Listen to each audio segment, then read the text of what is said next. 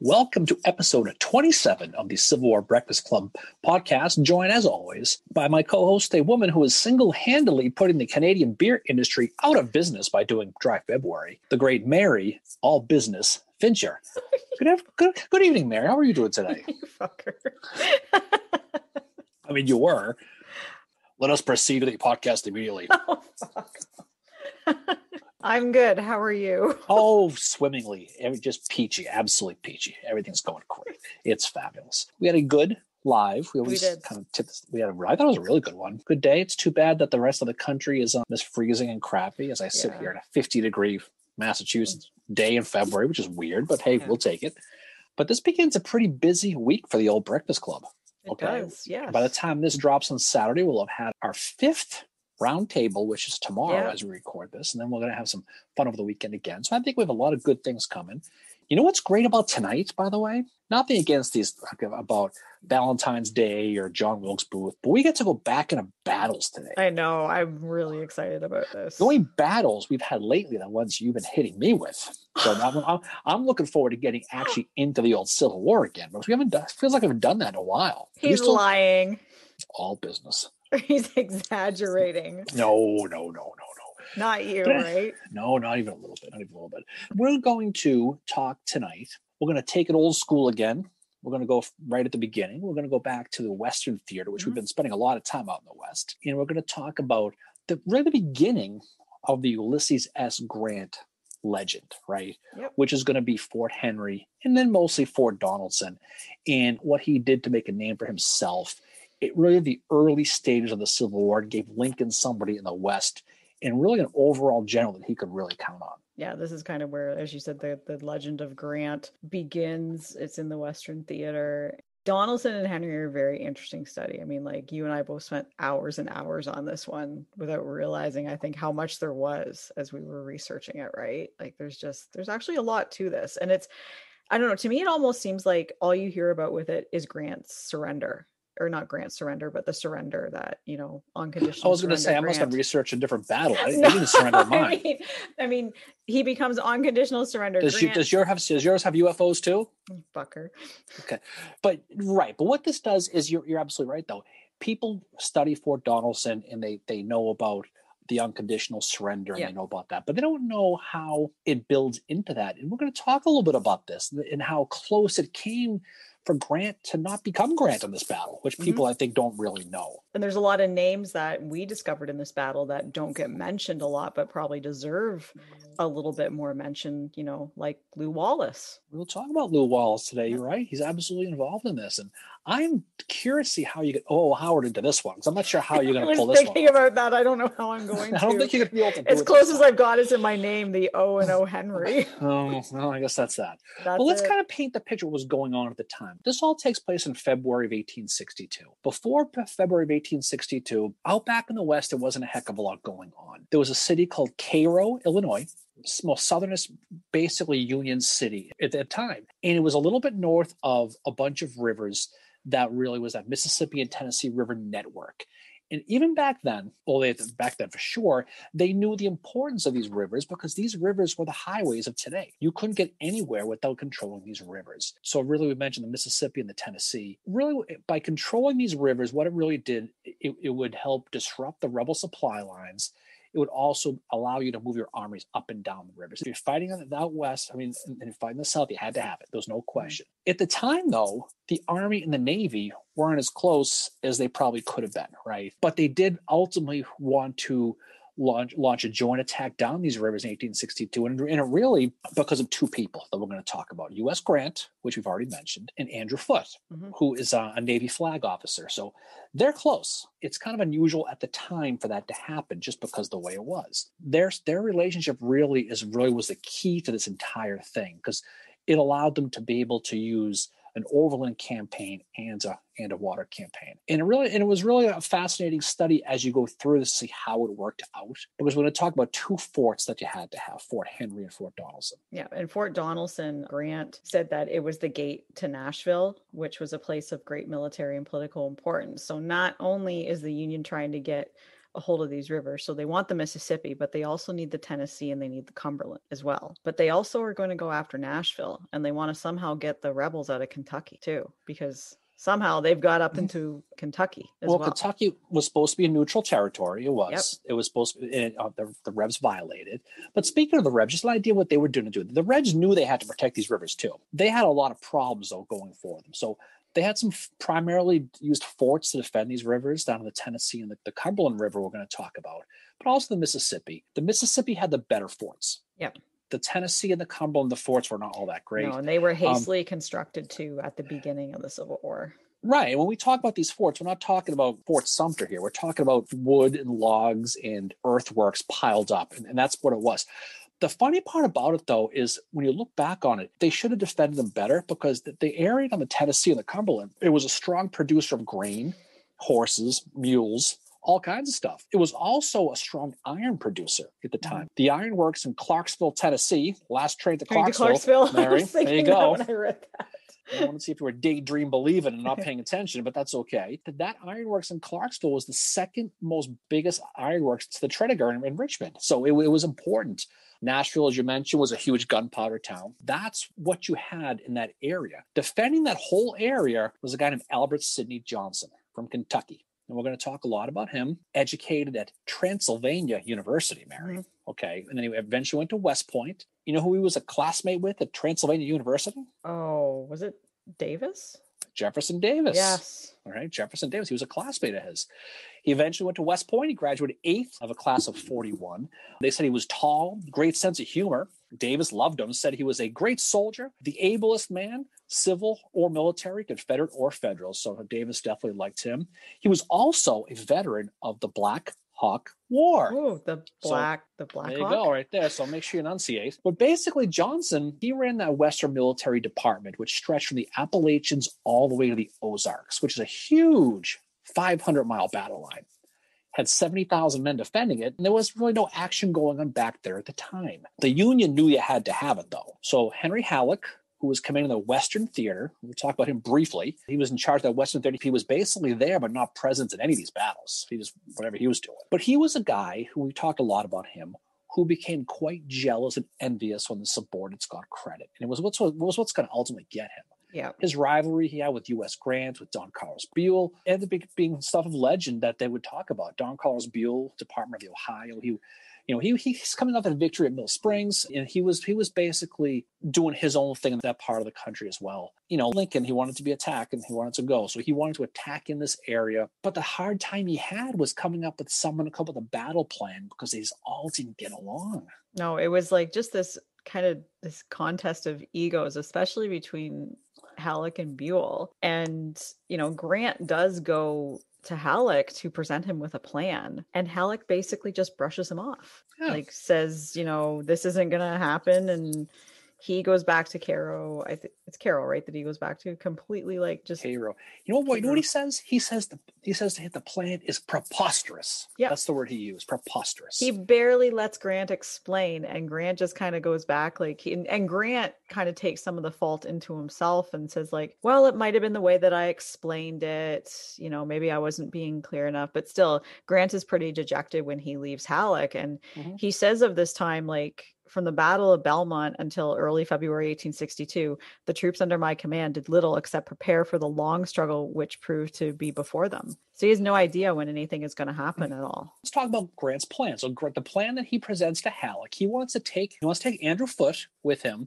He wants to sail down the Tennessee River. He wants to capture Fort Henry, which is a smaller fort on the Tennessee River. Then he wants to basically use that to kind of as a springboard to take Fort Donelson. But Halleck does come around, though. He does finally change his mind. I mean, for Grant, there's a million reasons why Grant wants to do this. His reputation has been sullied. He wants to redeem himself. He's got this drinking thing hanging over him still. He's at the point of his life now. He's back in the Army.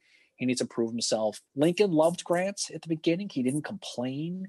He didn't ask for reinforcements all the time. They both knew, Grant and Foote both knew that Fort Henry and Donelson, for that matter, were the weak spot in Sidney Johnson's line, and they knew it. Yep. And they knew it had to be attacked. One of the reasons that it's a weak spot is not just because of kind of the terrain. Like the forts are very poorly constructed. It was actually Bushrod Johnson who he's good old Bushrod is back. We'll be here for Bushrod later. Actually, he was an engineer at the time in the Confederate Army, and he is one of the ones in charge of constructing these forts. It was said by General Lloyd Timon, who will be in charge at one of the forts.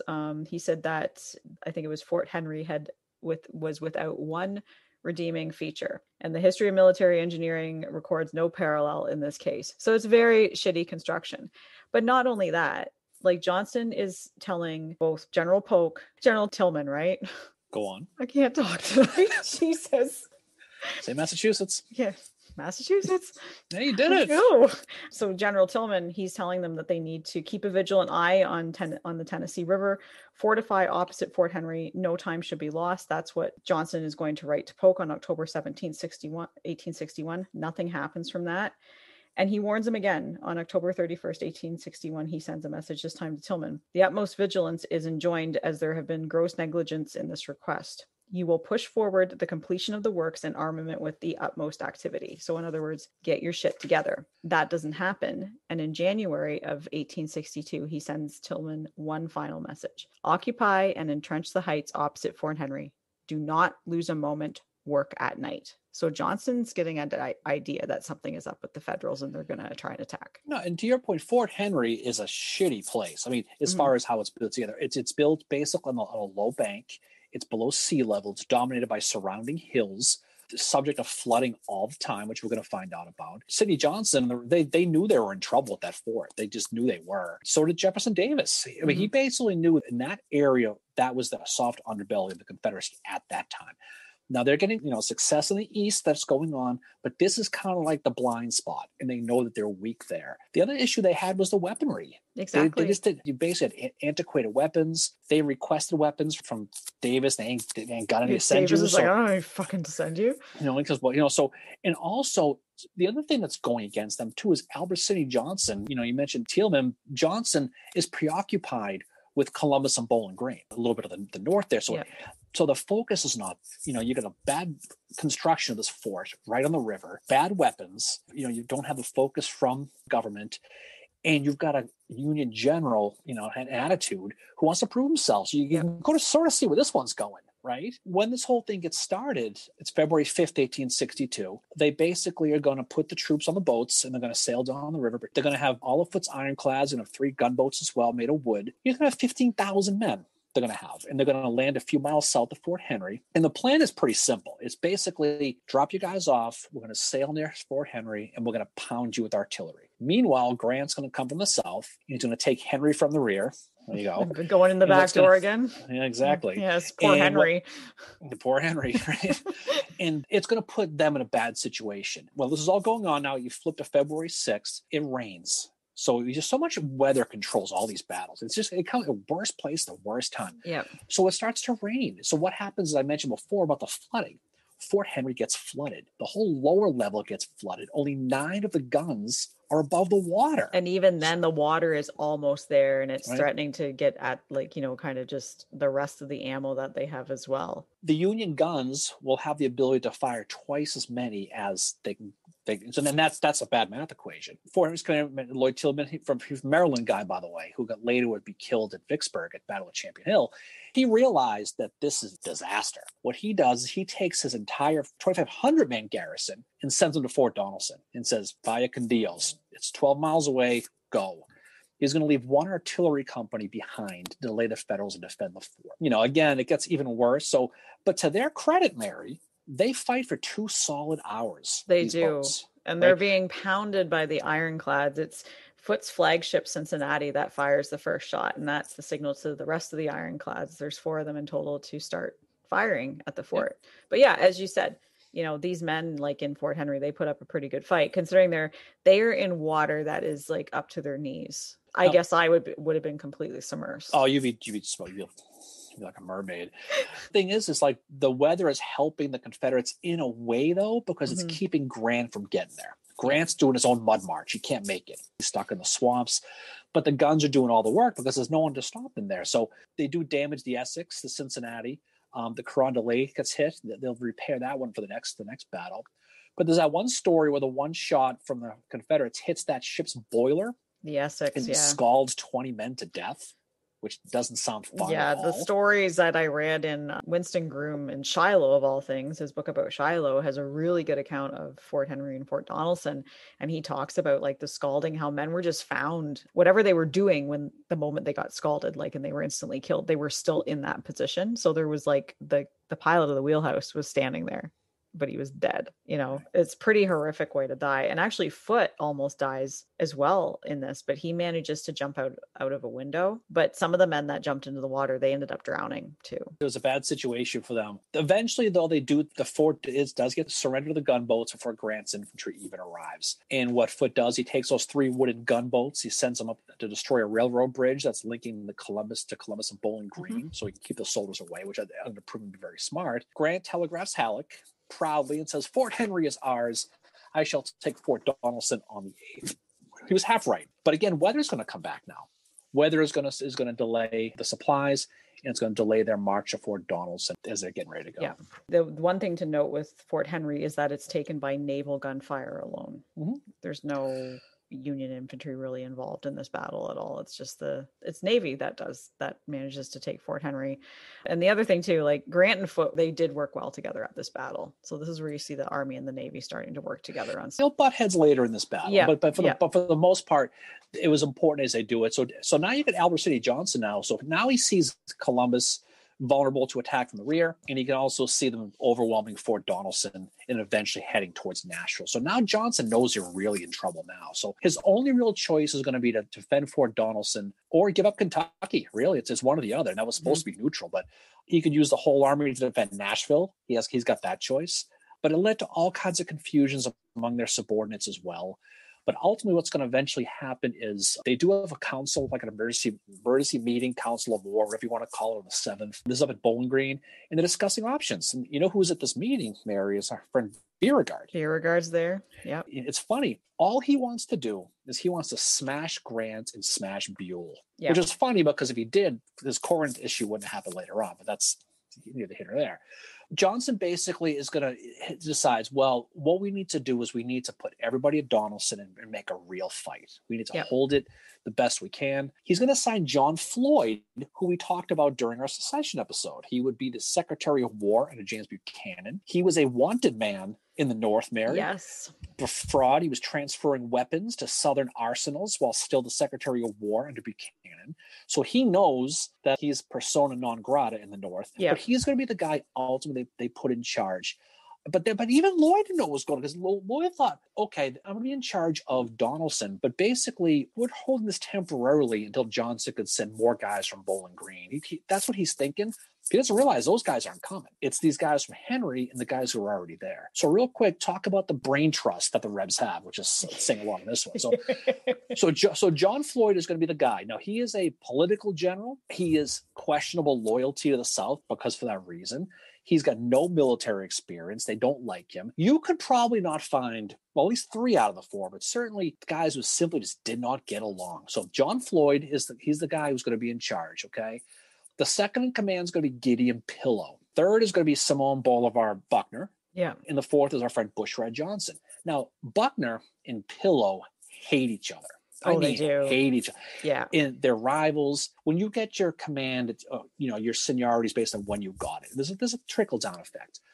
But the funny part about it is when you look at the order of who was controlling. So you have Floyd, Pillow, Buckner, and Johnson. It's the exact opposite of capability, if you really think about it. It is. And it all, the other thing it shows too is, there's a lot of talk about the Battle of Chickamauga and how things were in the Army of Tennessee with all the infighting between Bragg and his generals. There is just as much here. I think you made a point when we were talking offline one day. This battle is the Civil War all in one. Mm-hmm. You have like rivalries happening. You have the Navy, you have infantry, you have miscommunication and all this other stuff. But this infighting that is happening with the Confederates is kind of, I don't know, to me, it's like setting the stage for just how it goes in the Western theater for them. There's constant infighting, You have 4 brigadier generals. They should have been better. I mean, you have 4 guys, legit theoretical guys. They just didn't get it. They didn't get along. There's that story between Henry and Donelson with a Union and Illinois soldier. They catch a Confederate prisoner of war. And the Confederate says, not for nothing, but who's in command of you guys now? And this Illinois guy says, Ulysses Grant is. And the Reb goes, I never heard of him. And the guy says to him, he goes, you will know him well soon enough. But the other guy who was with them is a guy we'll talk about, is Nathan Bedford Forrest, right? Mm-hmm. Cavalry guy, slave owner in Tennessee, original wizard of the Ku Klux Klan. He's one of the richest men in the Confederacy. He's got money. And, it's interesting when you look at this, just his own personal history. We're not going to get too much on him. His great-grandson was the first American general, Nathan Bedford Forrest III, to be killed in World War II. So it's interesting when you look at the lineage, right? Mm-hmm. This battle, he kills his first Yankee. He kills a sharpshooter in a tree. And so he actually gets his first Civil War kill. He's a guy who basically is the one guy who's consistent throughout this, for better, for worse, because he doesn't like anybody. He's going to do his job. On the Union side, U.S. Grant, he holds his own council of war and decides what are we doing here for the plan for this overland attack. So who does he have? He's got John McClernand, talk about him. He's got Charles F. Smith. He's got our friend Lew Wallace of Ben-Hur fame that we'll talk about. They're basically going to sit down and they're going to talk about what our plan, what we're going to do. McClernand, shockingly, is the only one who disagrees with the plan. He wants nothing to do with it. This is where the rift between Grant and McClernand begins. This is where Grant starts to question McClernand a little bit, I think. I think if U.S. Grant suggested best flavor of ice cream, he would have hated all of them at this point. Yeah. That's how it was. But Smith and Wallace, and Foote for that matter, this sounds like a pretty good plan. Mm-hmm. They're going to use a similar game plan they use on Henry. So basically what they want to do, they're going to take the infantry to march the 12 miles east of Donelson. That's what they're going to do. He's going to leave Lew Wallace behind at Fort Henry to kind of watch the fort. Doesn't think he needs 3 divisions because he's thinking this is going to be easy. He's going to have Foote go back up the Tennessee River to the Cumberland River, sail back down to Donelson. He's going to carry some troops and some supplies. And the plan is when he gets there, he's going to fire a couple of shots at Donelson for we're here. So the infantry can hear them, know that they're available. And the plan ultimately in Grant's mind is let's use the Navy, pound them into submission, just like we did with Henry, and we'll clean up afterwards. And that's pretty much what the game plan is. Yep. And it starts around, February 13th? They start 12th, they start going. And by February 14th, there's 10,000 Union reinforcements that have arrived. Yep. And 4 ironclads and 2 gunboats belonging to Foote. And Grant just wants to recreate what he's done at Fort Henry. He thinks it's going to be so simple to do this, but it's not. Now, a lot of people say that this is Grant's shining hour, but he comes very close to losing everything here at this battle. A little bit. It's almost like a little march to the sea, sort of. It's only 12 miles, but they're going to march along the Ridge and Telegraph roads heading down, that way. Lew Wallace, like I said, is going to get left behind, but the weather's going to slow them a little bit because remember he said he was going to take it on the 8th, right? So now it's the 12th. They're finally going to start going. Their march for the most part is unimpeded. When they get about a mile away, McClernand's vanguard cavalry runs into Forrest, who puts up a pretty good fight about a mile away. Forrest, we talked before about the weapons being kind of subpar Henry. Forrest's got good weapons. He's got those breech-loading rifles. Yep. He's going to dismount. He's going to hold a line for a while. The Union has their own worst enemy at times. You got the 29th Illinois shooting each other, friendly fire. I don't know who the hell's what. So it's a little bit of a mess initially. Grant doesn't want to entrench. He wants to go, because he's focusing on speed. And for this reason, a lot of his soldiers are going to make a gigantic mistake here. And they're going to drop their blankets and they're going to drop their coats because they want to be able to go fast. It's a lot like it was a year later during the Mud March. You have this period in, February that is unseasonably mild. And as they're marching, obviously, yes, they want to go quicker, as you said, but too, they're thinking like, oh, it's mild. Why do I don't need to carry this with me. It's going to impede me anyway. I'm not going to need it. But then the weather does turn on them eventually, as we're going to talk about. Exactly. So they finally get there. Eventually, the infantry does push Forrest back. So he does get moved back. So they're going to get about a mile away. They're going to surround Dover in Fort Donelson and kind of pin the Rebs back to the Cumberland River. Now, what they're going to do is they're going to have McClernand's going to go on the right-hand side, and then C.F. Smith's going to be on the left-hand side. Wallace isn't there yet, but he's going to be coming. Mm-hmm. So they're going to be coming basically against the lines of Pillow on the left and then Buckner on the right. So it's going to basically they're going to kind of a standoff. Now, what's interesting about this is we talk about how these battles go down. Grant tells Smith and McClernand the same thing. He goes, listen, don't start anything. We're not all up yet. Foote's boats aren't in position yet. If you run into anybody, just stay, don't do it. So naturally, the first thing they do is they start a fight.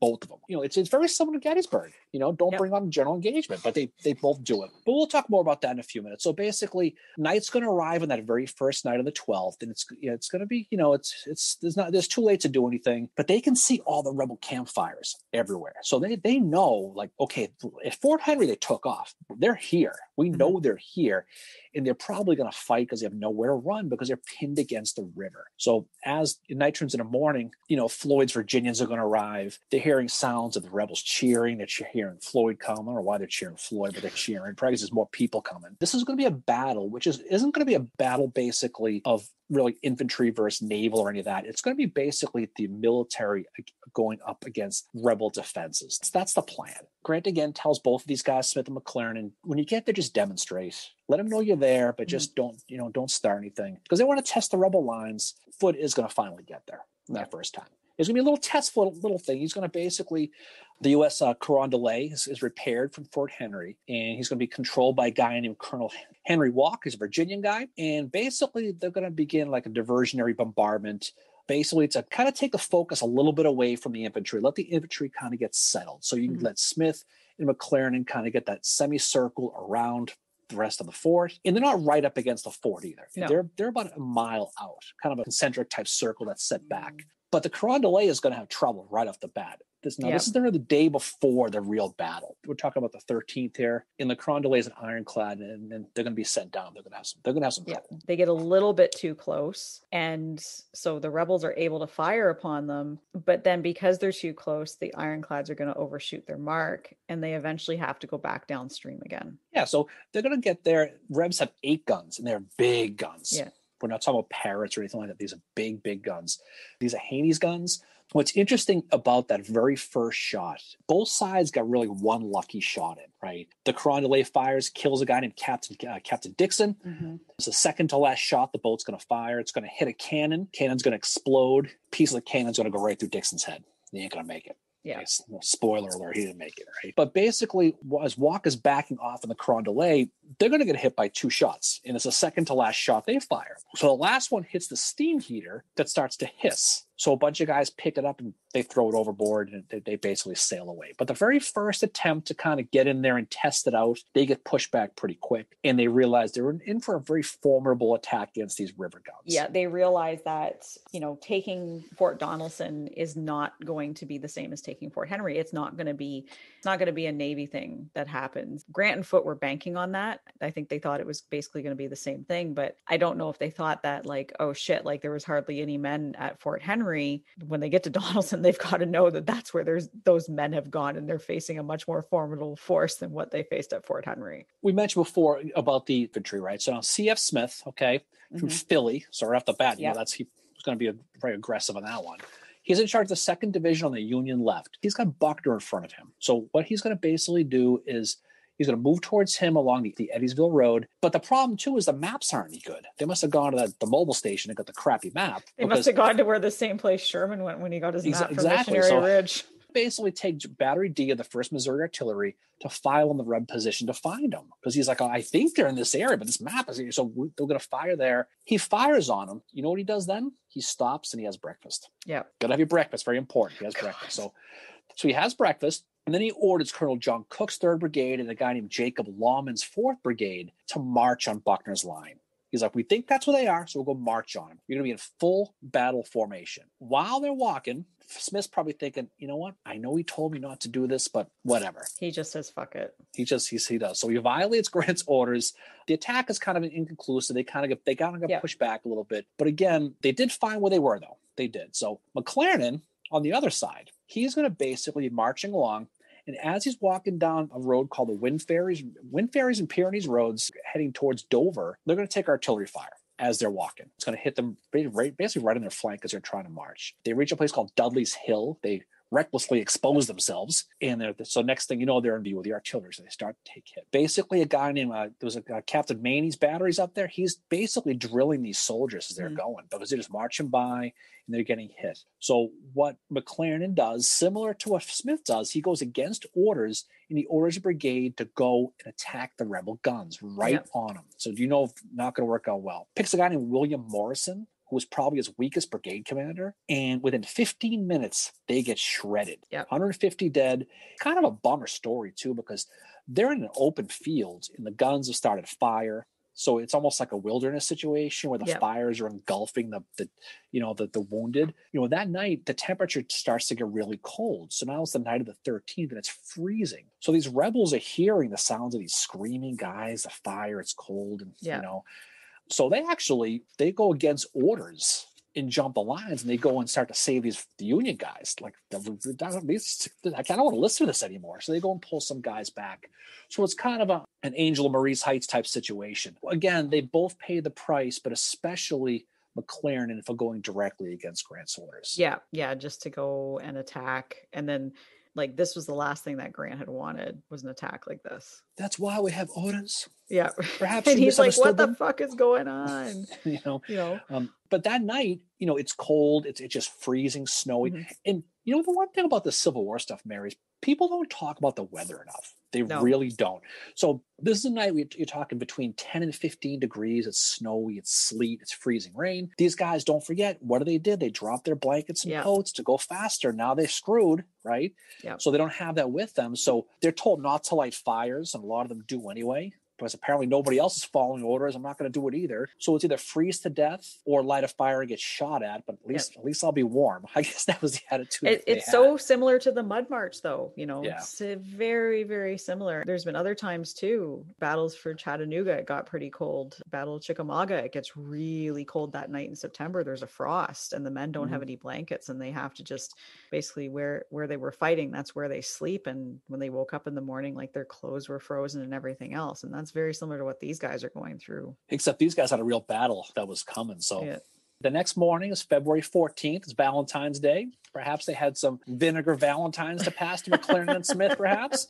Maybe they did. But Grant's going to be, and his staff at this point, 9 o'clock in the morning, they're going to ride over to the Cumberland River to consult with Foote on his flagship, which is now the USS St. Louis. And again, they're talking about the fact that, okay, we had a tough day yesterday with the corona delay, but we still think it could be like Fort Henry if we do this thing right. So he's going to basically tell the troops, the boats, to leave the transports just along the Cumberland River to go back to the infantry guys, to those troops surrounding the fort. He tells Foote what he wants to do is he wants to run the boats past the rebel gun positions to draw enfilade fire. So he's going to basically tell them to run the gauntlet is what he's going to do. Yeah.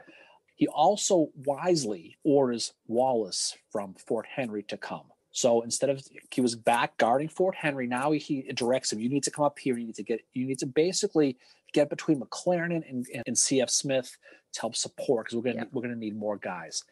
Get here as fast as you can. He'll be more than glad he did that when this whole thing is over. Oh, yeah, because Wallace is one of the MVPs of this battle. And the other thing, too, that Grant does is he goes over to see McClernand, and Grant just says the position on the right must be retaken. And he does.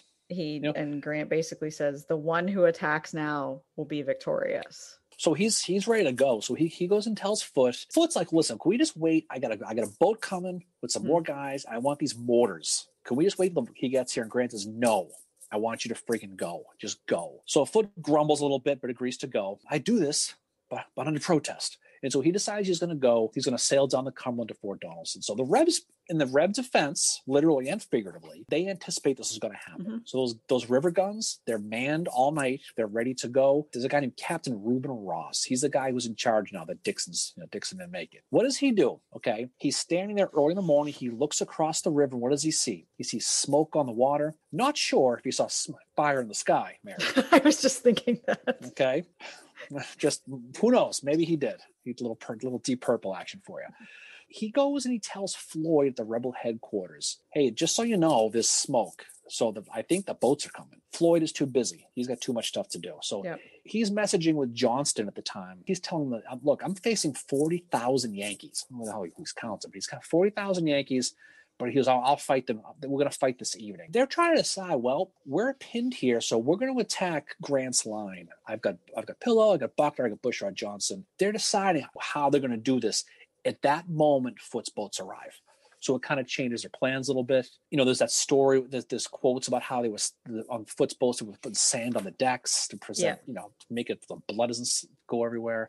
So at 2 p.m., the ironclads do arrive. This will be the St. Louis, the Louisville, the Pittsburgh, and the Carondelet, who's now been repaired. So they're going to lead the attack, followed by the USS Tyler and the Conestoga.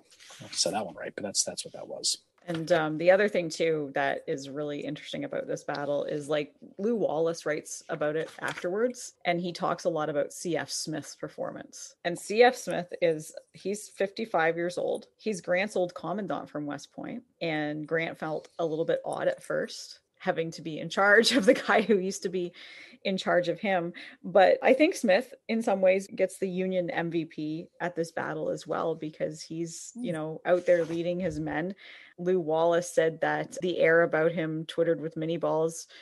Erect as if on review, he rode on, timing the gait of his horse with the movement of his colors. He said that one soldier said, "I was nearly scared to death, but I saw the old man's white mustache over his shoulder and went on." So Smith is able to help rally these troops back together. But the action's not over in the water yet, though. No. I mean, basically, Foote is coming down. Foote makes a really bad mistake. And what he does, he stops the boats about 400 yards away from the shore and anchors them, thinking he's going to park the boats and just going to start unloading on them, Fort Henry style. So the boats at this point are sitting ducks. So Captain Ross, who mentioned before, he opens up on these gunboats, just bang, bang, bang, bang, bang, right? And these ironclads are just punished. They're getting just drilled. Foote's aboard the USS St. Louis. He's hit, ironically, in the foot with a shell piece, that same shell piece that actually killed the pilot of that boat. Yep.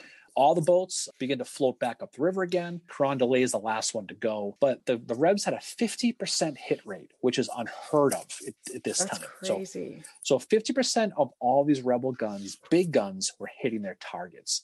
That fails again. So it goes back up. So night approaches on the 14th. And the Union soldiers, these guys in Smith and McLaren and eventually Wallace's divisions, they can hear the Rebs cheering because they think I don't know how the hell we did this, but we won this, They're cheering basically.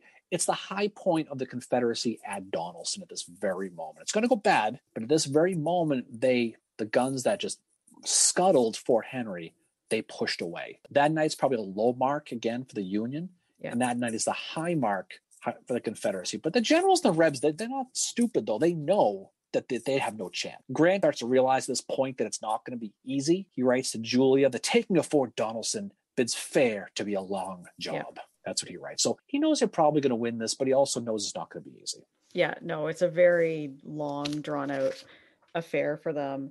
It's that night that they hold a council of war at Donelson. It's funny because you got to think, you're John Floyd, right? Yeah. And you're excited you won this. He wires Albert Sidney Johnson, basically saying, "Hey, we won. And Johnson responds back, "That's great, but if you lose the fort, bring your troops to Nashville as fast as you can." So he's basically saying, listen, like Han Solo style, don't get cocky, kid. Yeah. Because he knows what's coming. So in that council of war, they decide, very similar to Gettysburg again, do we stay or do we go? Because they realize they're still surrounded. So that the boats are gone, but they're still pinned against the Cumberland. They've got now 3 divisions, because Wallace has arrived, that are surrounding them. So they know that the prospects are not good. Gideon Pillow, being who he is, says, let's stay and fight. The others all vote to go, take off. So they decide what they're going to do. They're going to leave under a cover of a surprise attack the next morning. So what they want to do, they're going to move all their troops from the Confederate right to the Confederate left. They're going to burst through the Union line, Kool-Aid Man style, right through the wall, okay?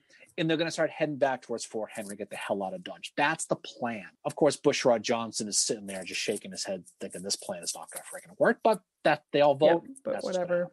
Yep. And this is also where Floyd and Pillow want to get out of there for other reasons too. Yeah. They're both wanted men. Like Floyd is like, fuck, I cannot be captured at all. We'll get into that. We'll get that towards the end of this, but it's hilarious that they're already looking to save their skin. So February 15th is a Saturday morning.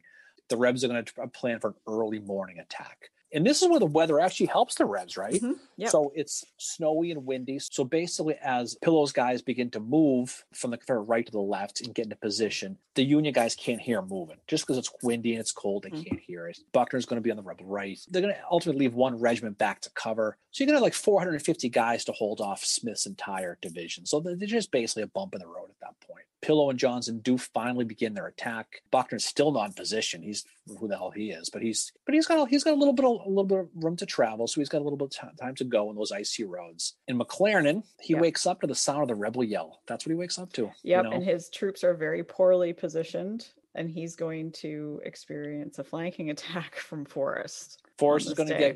He's going to get behind him. He's going to go all up in there is what he's going to get. This is actually where John MacArthur's fighting here too. Yeah. Yep. He's made an appearance at a few battles that we've talked about in the Western Theater. So it ends up being just a complete slugfest. By 8 o'clock in the morning, McClernand's retreating. He's getting pushed back. A lot of these soldiers are out of ammo. The 18th Illinois was completely out of ammunition. They lost everything. But to your point, they're getting flanked and attacked from all angles. They are, yeah. And so at this point, he decides to phone a friend. He messages Lew Wallace for help and says, "Hey, can you do me a huge solid? Can you help me out and get my ass kicked here?" So Wallace basically says, "I don't take orders from you. Grant told me I gotta wait. Let's go find Grant." And guess where Grant is? They don't know. Grant ain't there. It's like a Iuka. He's not there, right?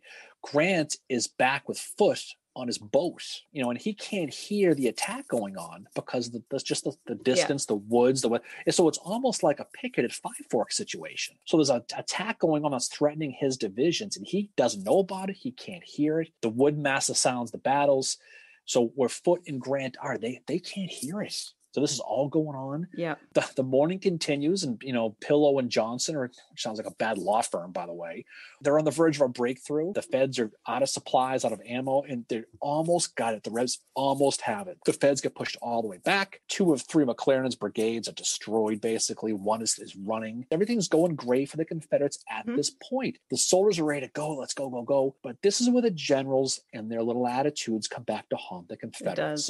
The soldiers are ready to go, but the generals are not ready. And so they waste 2 hours standing around. The soldiers are milling around, waiting for the next move. It's like you're burst out of prison, right? Yeah. And you get past the gate and you just got to go 10 feet to the road and get in the car that's going to take you away. And they say, you just wait right there. And they wait and they wait and they wait. It ends up being a delay that's going to ultimately cost them.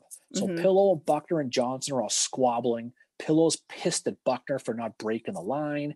Again, Buckner thinks he should have rank over Pillow for whatever reason. They don't want to take orders from each other. And so you can kind of see what's going on. And I made a mistake earlier. This is the day that Grant said the one who attacks first will now be victorious. He probably said it a bunch of times. So, Lew Wallace, to his credit, and this is where you can be good for old Lew, okay? Yep. He rides in his chariot, Ben-Hur style. He does. And he does. So he does take the initiative at this point. He's like, look, Grant ain't here. This is something bad's going down. I'm going to move my guys. He moves his troops to the right to support McClernand. Yep. He takes position along that Winds Ferry Road to block the rebels and slow their escape. So at this point, the numbers are going against the Confederates. So Pillow starts to realize they missed their chance, basically. He starts to order his troops back to the original entrenchments. Floyd's going to eventually order all of his guys back to the defensive perimeter. So they get all the way out. Now they're falling back again. Now, Grant, this is what he learns of the attack. This is when he gets it. So he finds out and he rides along. He jumps on his horse and rides on his icy road fast as he can. He gets there. He sees the troops in complete disarray and it's a complete mess. But then he also finds out, he talks to some rebel prisoners and he finds out that, hey, I know you guys all look like you're all screwed, but our guys are worse. You should see us. Yeah.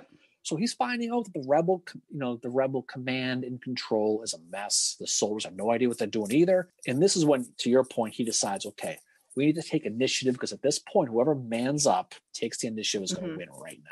So that's what he does. Yep. And that's what happens. And that's where you have like C.F. Smith coming through as well as like Lew Wallace and all that. They do manage to gain back the ground they had lost. Like by 5:30, Lew Wallace has managed to retake the ground they had lost that morning. And the Confederates have been pushed back to their original positions. So Grant does plan at the end of the day to resume his attack in the morning, although he neglects to close the escape route that Pillow had opened up. So you think about it. Just picture Grant riding up, chewing on that cigar. They said this is the first time they really noticed him with the cigars that they would talk about. Yeah. He's chewing he's on his horse. He's chewing on an unlit cigar, and he realizes how close he came to screwing up bad. Yeah, just because he can't hear the sounds of the battle. Right? And so, but he gets there in time. In his credit, he saves the day. Basically, he stabilizes the Union lines. The soldiers basically see him. They get motivated. The Rebs gets pushed back. But just knowing how close the rebels came. Now the rebels burst through. I'm not sure what would have happened, but they should have burst through, but they got stopped. So Lew Wallace coming in fortifying the lines too really helps. And I think C.F. Smith was a real, like, he managed to boost morale with the way that he was riding around. And just picture that night of the 15th, because this was a big mess. Yeah. There was 1,000 people dead right there, right? 3,000 are lying freezing to death on the cold. It's another cold night. So now it's early hours of February 16th, 1:30 a.m. Basically Goderich call me maybe time on a Saturday, on an early Sunday Not for morning. the month of February. Nope. But around that time's about right. Hey, though. You wait for that first weekend in March. Oh, yeah, we're lucky May.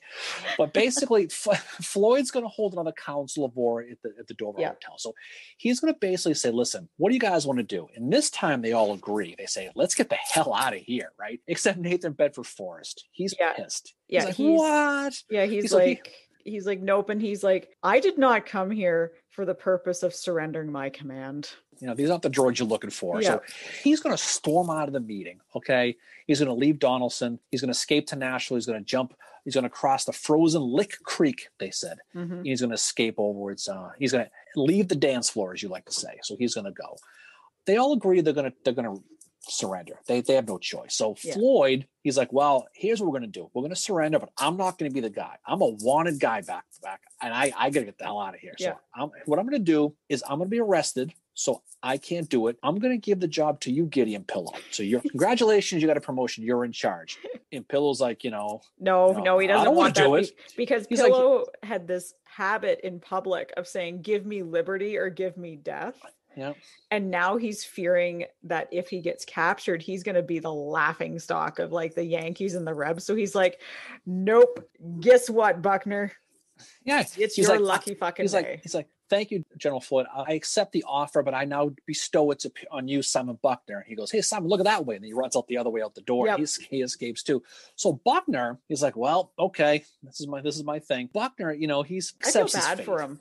But you know what, though? He sits there and says, he's like, yeah, okay. He accepts his faith. Yeah. He sends a message to Grant to terms of surrender. So it's a very famous story we'll talk about. Yeah. But he's hoping that he's merciful to him because before the war, when Grant was destitute, Buckner apparently gave him money. Yep. And he's thinking, well, if I surrender, he'll remember that. Maybe he'll give us a break. So he's going to basically do this. So what we basically done here is this. So we are going to, real quick, in a nutshell, what he does. He basically asks Grant, what's the deal here? What do we want to do? And Grant does his famous unconditional surrender, blah, blah, blah. Buckner gets mad. So, of course, here at the Civil War Breakfast Club World Headquarters, what we decided to do was, again, recreate this letter. So just imagine if this would happen today, how this letter would have gone. So why don't you be Buckner, okay? Yep. And I will be Grant, and we'll see how this letter probably went in today's terms. Yeah, so these are text messages that they would have sent. So obviously. This is Buckner to Grant. Hey, buddy, considering how shit is going down right now, how about we discuss how we can work things out here? How about noonish? Maybe you can do me a favor and cut me some slack. Wink emoji. Help a fellow out. Your friend, Simon. Grant gets the text message, looks at it, laughs. And he says, help a brother, help someone out. He goes, how about you drop your linen and start your grinning? The only terms I'm accepting is a full French salute, Simon. You don't understand. I am ready to kick ass and smoke cigars, and I have plenty of matches. Dude. Well, I'm backed into a fucking corner here. Between Pillow and Floyd noping the fuck out of here because they had a my people need me moment, and the shit you've been throwing at me, and shade apparently, I have no choice. I have no choice but to accept your petty, unchivalrous terms. So much for favors. I'll raise the flag, but before I do, middle finger emoji, middle finger emoji, middle finger emoji. Fuck you, Buckner. Wow.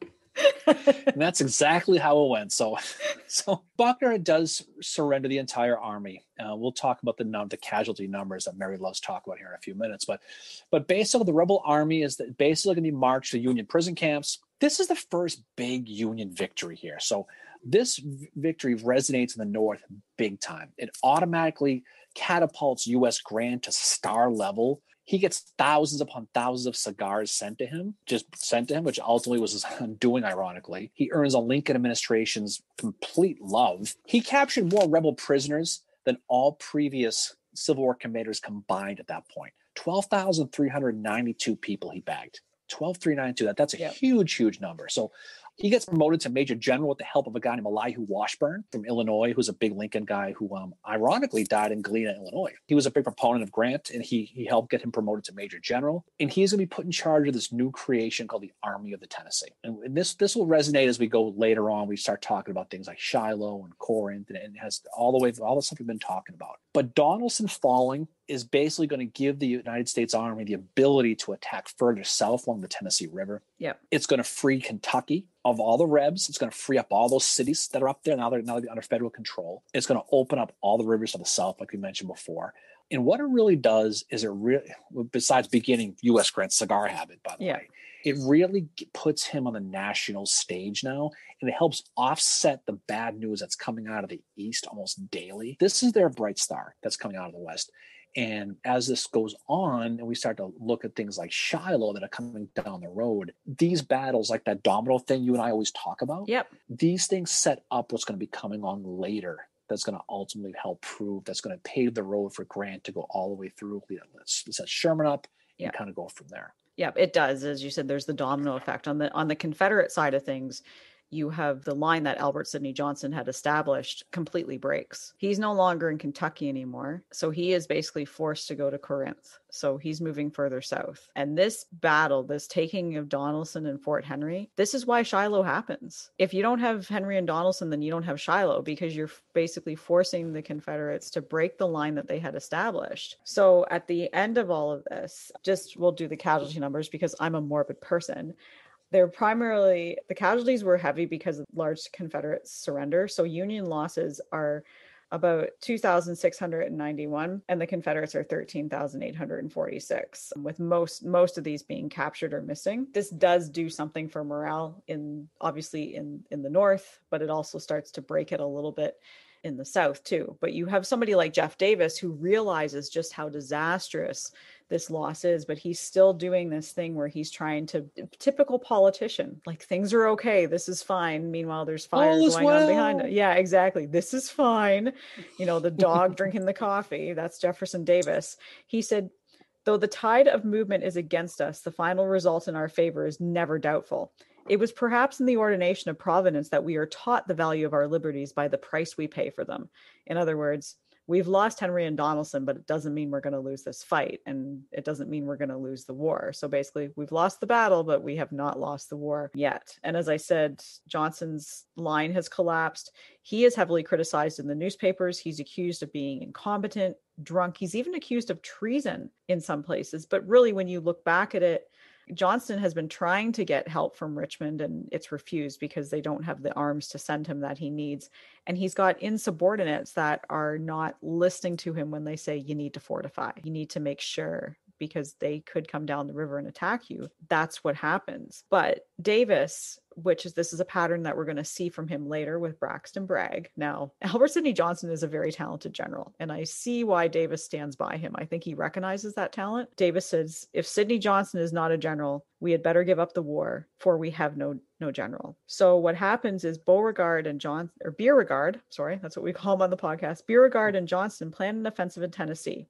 Beauregard says, we must do something or die in the attempt. Otherwise, all will be shortly lost. In the North, Halleck is going to actually take a little bit of credit for these victories as well. So it's not all just on Grant. Halleck is going to send Grant to a place called Pittsburgh Landing, 20 miles north of Corinth. He orders Buell to join him there with 35,000 troops, and Halleck plans on going there eventually as field commander to lead them against Corinth. So that's where this is going to wrap up, is a place called Pittsburgh Landing. And they're going to be running into an angry bunch of Confederates who want to throw them out of Tennessee. Yeah. So the Confederates are embarrassed by the way the whole Fort Donelson, Fort Henry thing worked out.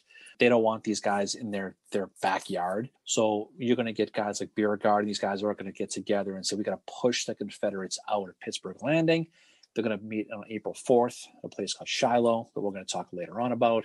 And that's going to be really the revenge in their minds of the Confederates. This is going to be their way to get back after Fort Donelson. Yeah. And we'll not to spoil the ending, but it ain't going to work out too well, but we'll talk about that in more detail. But I think what it does, Shiloh does not happen if Donelson doesn't happen. Yeah. So Donelson doesn't happen if Henry doesn't happen.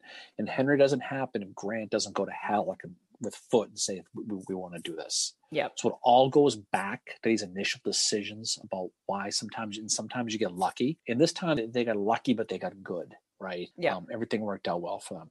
And it's going to really set the stage in the West, because it does. This area in the West is really what's going to set the action in motion that's going to basically go through the rest of the war. And I think that the couple takeaways from just studying this battle, that it does often, what gets talked about the most is unconditional surrender Grant. It's not really looked at how close they could have come to disaster here, but you have men like Lew Wallace and Smith that are they're the Union MVPs in this battle that are there to save the day, right? And Grant too. I mean, Grant was a good one to have in charge here, obviously too. But the other thing to note as well is the incompetence on the Confederate side. Well, it just goes to show you can have the best players on the team, but if they all hate each other, you're not going to win.